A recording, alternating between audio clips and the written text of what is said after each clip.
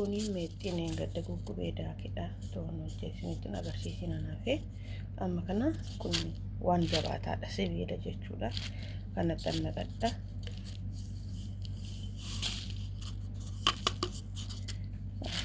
naqadhee jira saniin booda kanaan itti naqa qaashee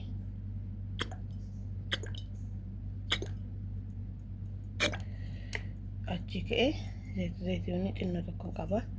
isumaan itti naqa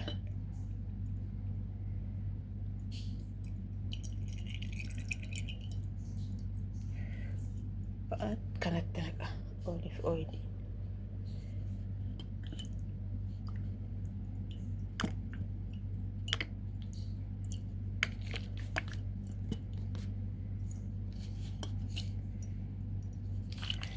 furdate mukayyafatetti ture sabiraan itti dabala jechuudha booddee olmanaadha kana fakkaatee jira amma ganaan itti bulchisee fuul godhee bishaan danfise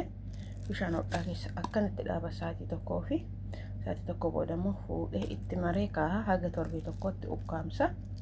torbee tokko boodammoo gara mataa kiyyaatti dabarsaa jechuudha baay'ee takka nama fayyada itti fayyadama keessumaa yeroo kana hojjetattanii kana sitti maka zayituunis itti godhadhaa yoo annisaa tokkoon barbaadanii sin ta'a booddee gaafa mataa keessanitti torbee tokko booda gaafa mataa keessanitti dibattan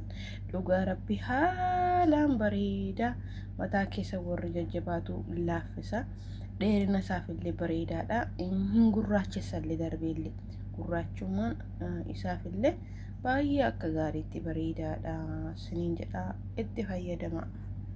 ofirratti hojjedhee argeetanii malee akkanumaan miti jechuudha faayidaa isaa waan argeeffanan kanaan dura yeroo lama waa'ee mataa irratti hojjedheen ture jechuudha garuu nagaan irraanfanne akkam jirtu nagaa keessanii ani nagaa kooti gooftaatti tolu sinillee nagaa akka qabdan abdiin qaba nageenyi keessan lafa jirtan hundumatti isiniif haa ta'u siniin jedha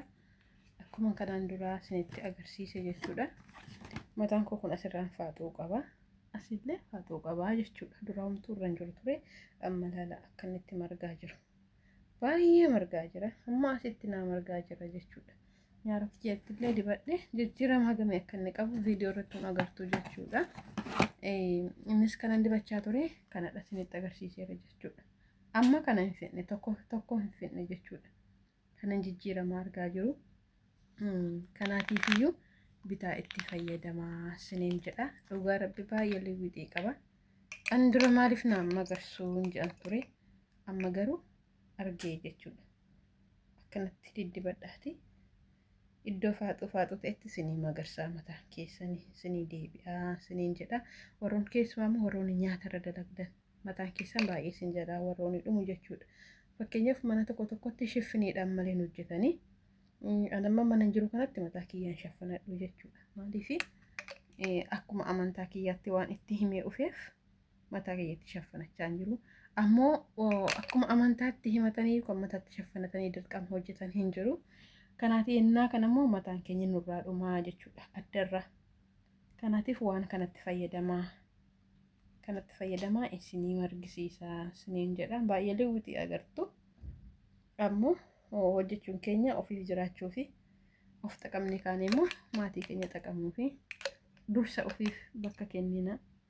sanii booda immoo maatii keenyatti dabarraa siniin jedha akkanatti of jaalladhaa of yaala yoo abbaan of jaallate yoo abbaan of kabaje malee ollaan ofiillee nama hin jaallatu ollaa ofiillee miti maatii miti ofiillee kabaje nama hin kennan maaliif dursa ofi jaallannee kaane ittaasine immoo warra nu boodaaf yookiis immoo warra nu xaanuuf yaaduu qabnaa siniin jedha kanaatiifuu ofiif ta'a mana namaa keessatti gubachuun keenya niitii odeessite oduun finne tokko natti dhufe kanaatiifiyyuu akka kanatti fayyadamaa siniin jechuun barbaada dhibban jiraannu balakkoofna malee ofaa jaallannu darbee immoo ela zayitii ana hojjetadhe mataa kiyyaaf ilaala. Kuni zayitii tamiraati jechuudha yookiis immoo meexxii isa jennu. Qallaali mataa namaan gurraachessu, qallaali namaa yabbisu, dheerinallee dhugaa rabbii baay'ee saffisaadha. Itti fayyadamaa. Yeroon hojjedhee isinii waraabeera. Amma garuu har'aan guyyaa 5ffaadha. Ergan hojjedhee akkanatti kaa'ee jechuudha. Xiqqoorraa buufadheera. Kanaatiif iyyuu itti fayyadamaa isiniin jedha. Okay?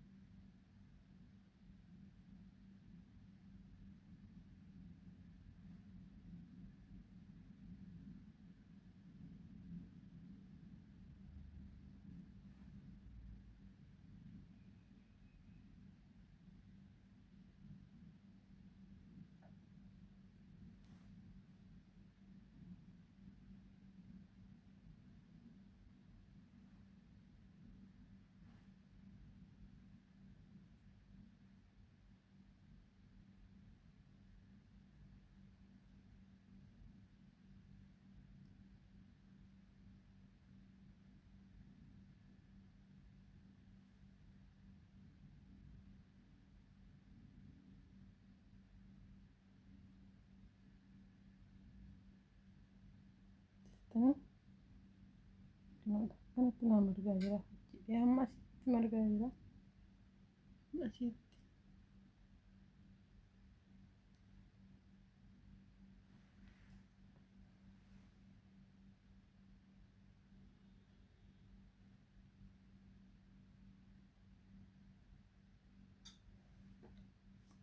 Akkanatti fayyadama.